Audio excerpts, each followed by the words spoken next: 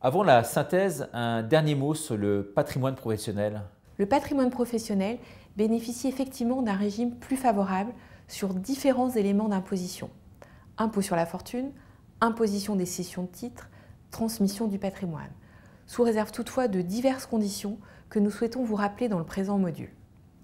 S'agissant de l'ISF tout d'abord, est exonérée, quelle que soit sa valeur, la participation dans une société dès lors que l'actionnaire est dirigeant rémunéré à titre principal, qu'il détient au moins 25% des droits de vote ou encore lorsque la valeur de sa participation représente plus de 50% de son patrimoine brut taxable à l'ISF.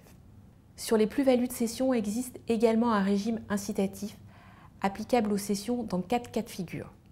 Cession intrafamiliale, opération sur PME par des dirigeants exerçant leurs droits à retraite, cession de jeunes entreprises innovantes ou encore cession de titres de société qui, lors de leur acquisition, existaient depuis moins de 10 ans et répondaient au statut de PME. Dans ces cas limitativement énumérés, s'applique le régime analogue à celui décrit dans notre module sur l'imposition des gains financiers, mais avec un abattement sur la plus-value porté à 85% au lieu de 65% au-delà de 8 ans de détention.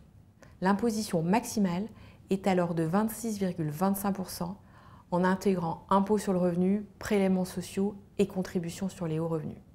En synthèse, s'agissant des projets de cession de participation, chaque cas doit être analysé de façon personnalisée et le plus en amont possible de la réalisation de l'opération. En effet, outre l'application du régime incitatif que nous venons d'évoquer, des réflexions de donation avant cession ou d'apport à holding peuvent être anticipées afin de minimiser encore l'incidence de la cession tout en satisfaisant à des projets de transmission ou de remploi économique. et sur le volet transmission, Les participations dans des sociétés ayant une activité opérationnelle peuvent également bénéficier d'un régime dérogatoire en cas de succession ou en cas de donation dans le cadre de l'usage du pacte Dutreil. En effet, un pacte Dutreil permet de réduire de 75% la base taxable tant aux droits de donation qu'aux droits de succession, pour autant que soit respecté un engagement de conservation à la fois collectif pendant au moins 2 ans sur 34% du capital de la société, puis individuel pendant les 4 années postérieures à la transmission.